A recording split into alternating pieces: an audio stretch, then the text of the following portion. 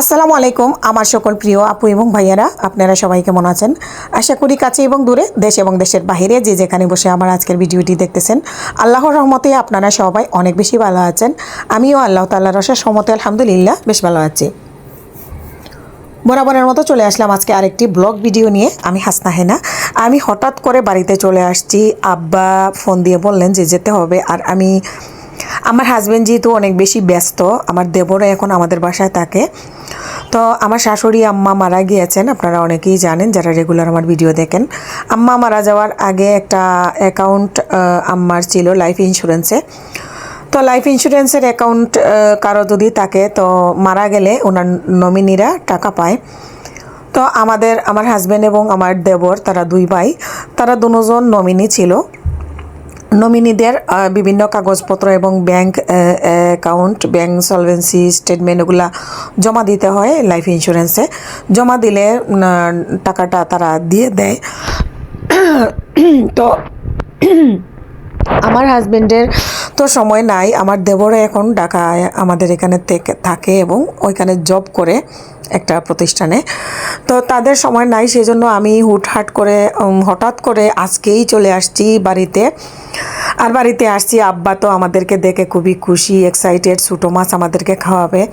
তো আমার শ্বশুর আব্বা আমাদের জন্য মাছ মারতেছেন বড় পোলার জন্য।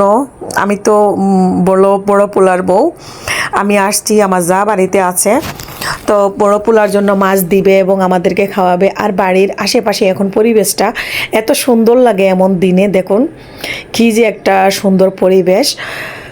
আর আমাদের এদিকে সবগুলো ধান জমিনের ক্ষেতগুলোতে পেকে যাচ্ছে, আর ধান কাটা শুরু হয়ে গেছে। ওই যে দেখুন আমাদের জমিতে একজন কাজ করতেছেন, আমাদের ধান কাটতেছেন।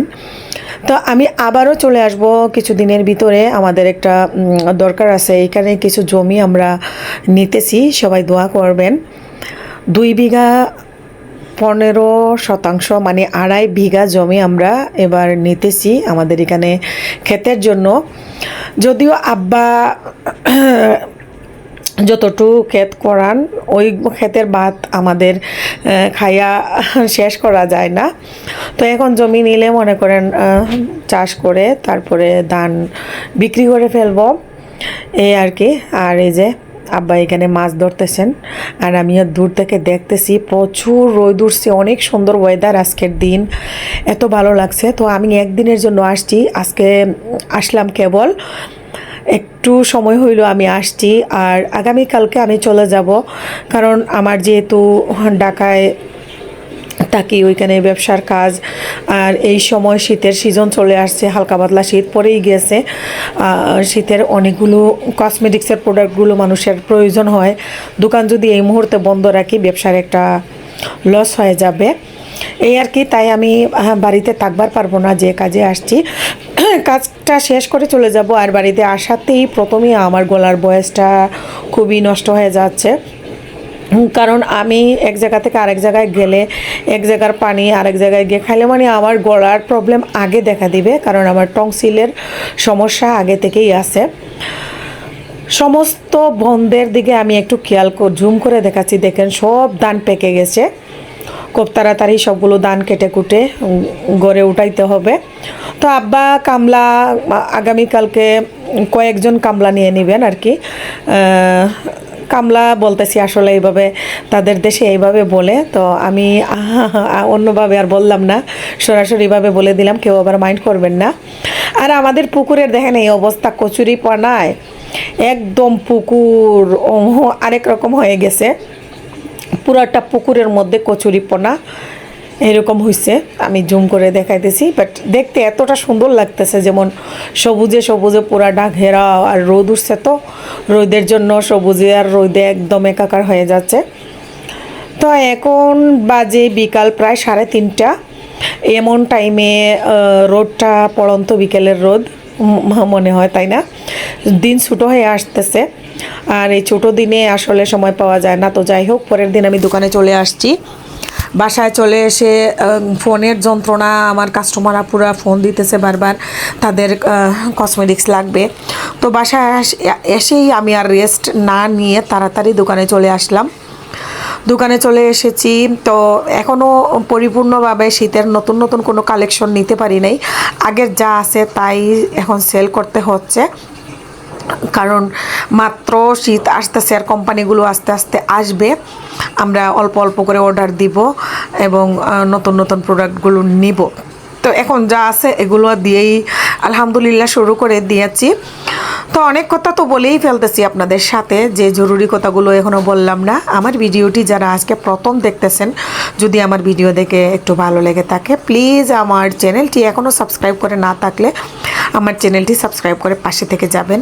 আর যারা অলরেডি সাবস্ক্রাইব করে পাশে আছেন সবাইকে অসংখ্য ধন্যবাদ।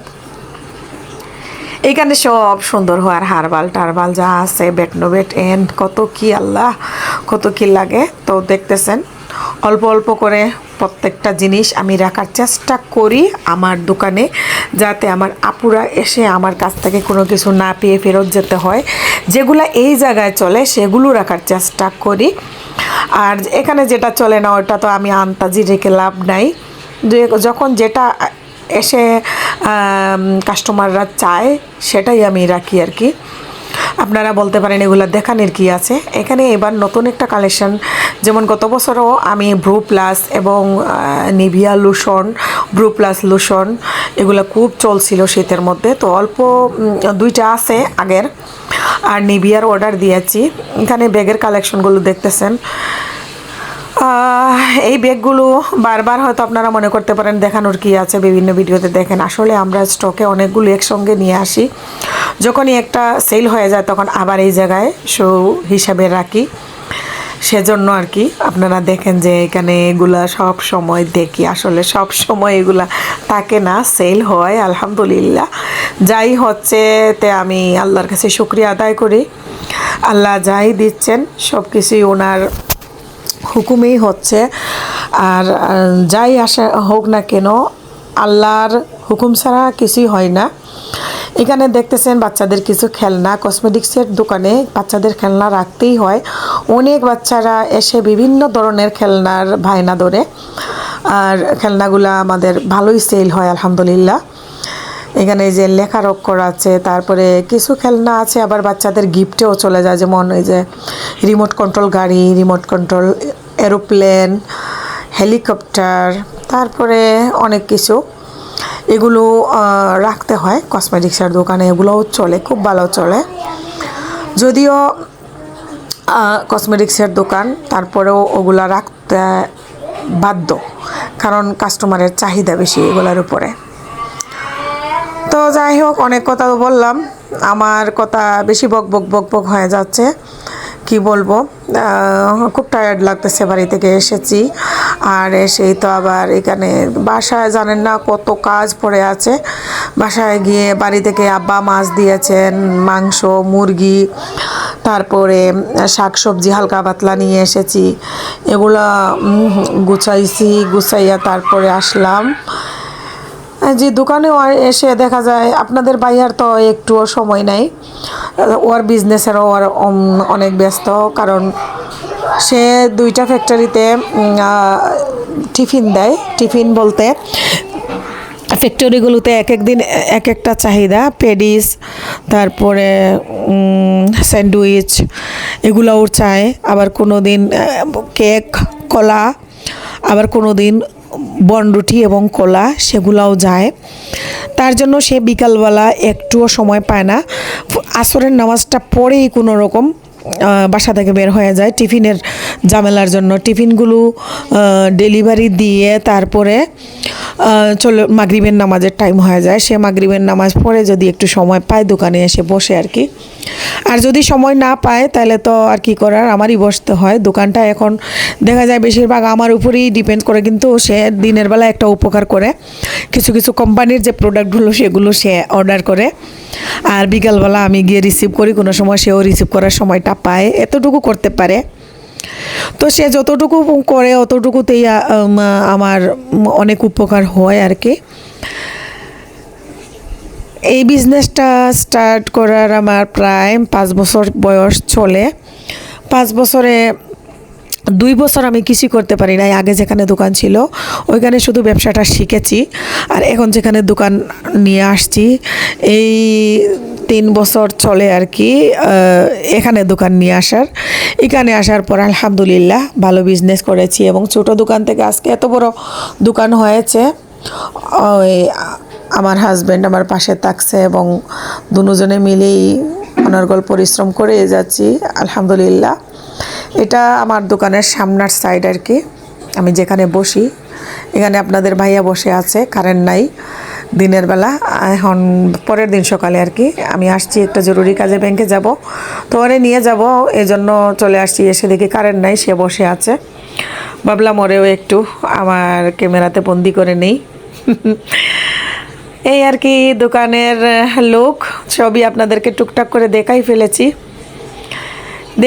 ফেলেছি গো, দেখিয়ে ফেলেছি।